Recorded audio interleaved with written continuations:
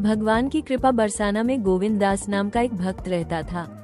उसकी एक पुत्री थी मुनिया। इनके सिवा उसके परिवार में कोई नहीं था।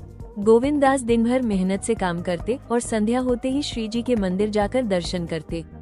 जो भी संत वहाँ ठहरे होते उनकी सेवा करते और सत्संग में समय बिताते, यही उनका नित्य नियम था। एक दिन एक संत ने कहा, भैया हमें नंदगांव जाना है। सामान अधिक है और मार्ग का ज्ञान भी नहीं, क्या तुम हमें पहुंचा दोगे?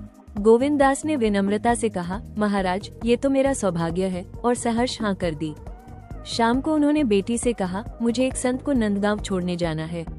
दिन चढ़ने तक लौट आऊंगा, प्रतीक्षा मत करना। अगले दिन प्रातः 4 बजे राधे राधे जपते हुए वे नंगे पांव संत के पास पहुँचे। संत का सामान, ठाकुर जी की पेटी और बर्तन उठाकर आगे आगे चल पड़े। संत की आयु अधिक थी, ऊपर से श्वास रोग, थोड़ी थोड़ी दूर चलकर वे बैठ जाते। इस प्रकार रुक रुक कर चलते हुए नंदगांव पहुंचने में विलंब हो गया।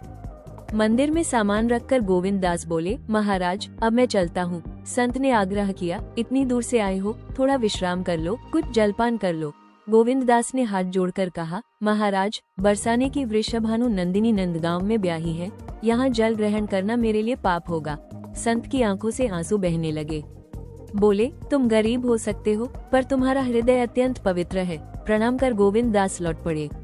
सिर पर चढ़ा सूरज, नीचे तपती रेत, देह थककर चूर हो गई। प्रभु को दया आई, वे भक्त के पीछे पीछे चलने लगे। एक वृक्ष की छाया में गोविंद दास रुके और वहीं मूर्छित होकर गिर पड़े। प्रभु ने चेतना लौटाने का प्रयास किया, पर लाभ न हुआ। तब उन्होंने सोचा, ये राधा रानी के भक्त हैं, वही इनके प्राणों की रक्षा कर सकती है। प्रभु राधा रानी के महल पहुँचे। राधा जी ने कारण पूछा। कन्हैया ने हंसते हुए कहा, तुम्हारे पिताजी बरसाना नंदगांव की डग में पड़े हैं, चलकर संभालो। क्षण भर में सारी बात समझाकर बोले, तुम गोविंद दास की बेटी के रूप में भोजन और जल लेकर चलना। राधा जी उसी रूप में पहुंची। पिताजी पिताजी कहकर जल पिलाया। गोविंद दास ने आंखें खोली, तू यहाँ कैसे?